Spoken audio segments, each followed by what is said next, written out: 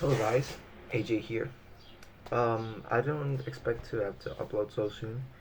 Um, but there's just like one little thing I wanted to talk about, which is the RGIR report that was released. I cannot speak. That was released yesterday. Um, by Rupert Lowe, the leader of the Restore Britain movement. Um, in this case, it's documented that an estimated 250,000 uh, young British women from the UK, different areas of the territory of the British nation, were systematically abused uh, from different gangs that did all sorts of terrible things to these women. Um, if you have the stomach for it, I suggest you read the full report yourselves. It's on Twitter, on X, but I suggest you do. I will put a link to it in the description below, down here, so you can go and check it out for yourselves. If you don't have Twitter or anything of the sort, I think even if you look it up on Google, it'll be there. Um, so the report itself. Um, its stated purpose is to force into the public record what it argues the British state spent decades suppressing, which is the organized, group-based sexual exploitation of children, and that this was a nationwide, ethnically and religiously patterned phenomenon, and that it was covered up by the institutions of which the UK government, like mainly the UK government, and the different institutions that serve under it, were covering up the entire thing. Their most solid claim is the institutional failure itself. There are many cases of people denying, not only from CPS, Child Protective Services in the UK, not being denied aid from these gangs as a fear of being racist or promoting some sort of racist violence or whatnot, right? They were scared to do this, and because of that, they were very negligent in their duties, and a lot of people, um, it was shown that there was a lot of incompetence in the institutions, and they failed to do their job, which is to protect these children. Like, they had one job, and they fucked it up this badly, right? There's the other issue, which is the main allegation of the 250,000 girls, right? It's the its actual like origin is a 2018-2019 House of Lords extrapolation by Lord Pearson of Vantage, who scaled Rotherham's approximately 1,400 figure up to the national population. Right, like the fact checkers like from different places have concluded that the estimates rest on bad statistics, with both the interpretation of the data and the method deriving the figure being both seriously flawed. You cannot simply extrapolate, like this was noted by Full Fact, you cannot simply extrapolate the level of abuse in Rotherham to the rest of the country. You know, it was basically some sort of mathematical calculation based on proportions, which was wildly off. The other claim, the other statistical claim, is that the 95% figure of those convicted that they bore directly like Muslim names. The figure is still horrible, do not get me wrong. 87% is still absolutely insane to think about. And it is insanely overrepresented. But from there to 95% is a little bit of a stretch. Like, we have to keep this in mind. But 87% is the actual figure, and it is an insane figure to think about. Right? We also have to keep in mind something else. The Casey audit, right, which I believe... No, it wasn't the Casey office. It was the Home Office paper in 2020 that found that the group-based CRC offenders were most commonly white. This is incorrect. This is just being dishonest, because they're not keeping in mind, once again, the per capita data, right? The per capita data itself actually shows that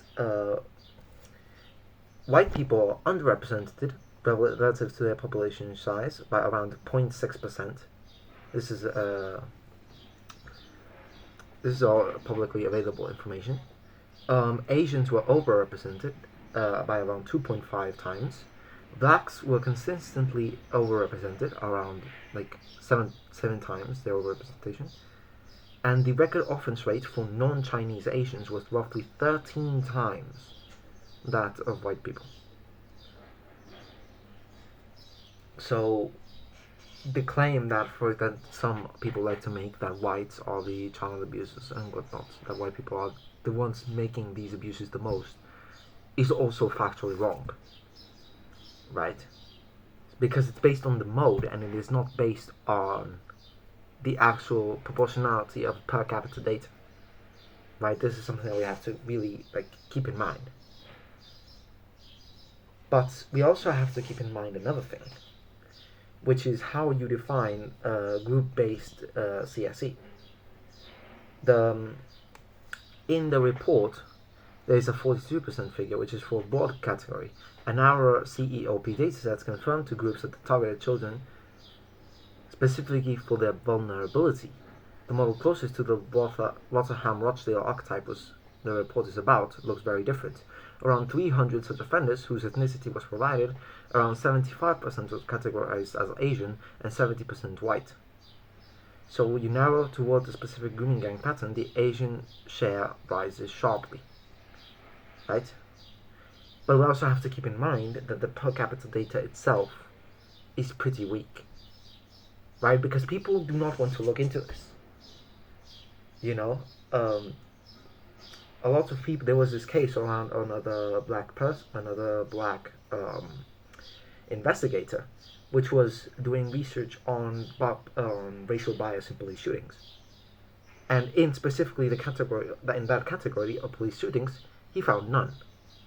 And he gave this answer in an interview that people advised him not to publish the data, but he published it anyway, and it was an insanely long thesis, and he almost instantly got replies saying that the paper was full of shit, when they haven't even read the whole thing, right? So there's definitely an interest in not to research these things, and that's why the data that we do have is not solid.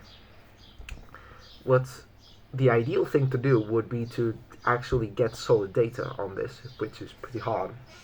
I'm not sure if it's ever going to happen, but that would be the ideal thing. We need to before we try to pass on judgments, we need to actually confirm that these things are the case, right? And that's kind of basically it. And we also have to keep in mind another thing I just remembered, that we need to keep in mind that Asian does not necessarily, as I said before, Asian does not necessarily mean Japanese, South Korean, Chinese, Indonesian, Vietnamese, etc.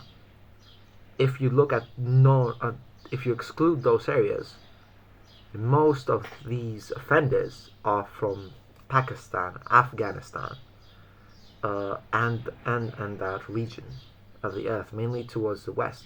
If we go into India, for example, the Indian offenders are much less represented in the statistical group, and if you specifically look at Sikhs and Hindu Indians, they disappear entirely, right? So this is something that we have to keep in mind. It's definitely a certain group of people are doing it, but it's not all of the groups in the region, right?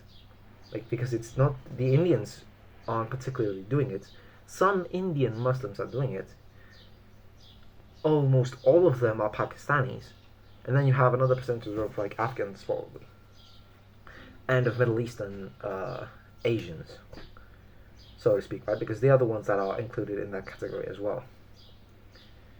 So what is the main thing that we can get away from this? Is that organized, group-based CSE, child sexual exploitation, is real.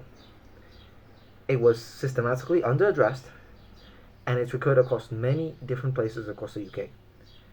Its institutional failure was pervasive and is officially confirmed. In most documented areas, perpetrators were disproportionately Pakistani heritage Muslim men, and victims disproportionately white working class girls. In the report, it states that these working class girls were viewed as sexual property, available for use. Ethnicity data was deliberately or negligently not collected, which both obscured the problem and enabled bad faith claims in both directions of the political spectrum. Scale is genuinely unknown and almost certainly under-recorded. But unknown and large, this is the final thing that I want to get across. Unknown and large is not the same as 250,000. This is definitely a very, very serious, very grave issue. I do not want to downplay this. The entire Labour Party should be swapped out of government, right, for their negligence, and they should be tried and punished for it. But we have to try to keep things within some level of proportion. Right? We cannot go absolutely insane here and just say, oh, we have to kill all of the Muslims, right? Just because of what we're seeing here.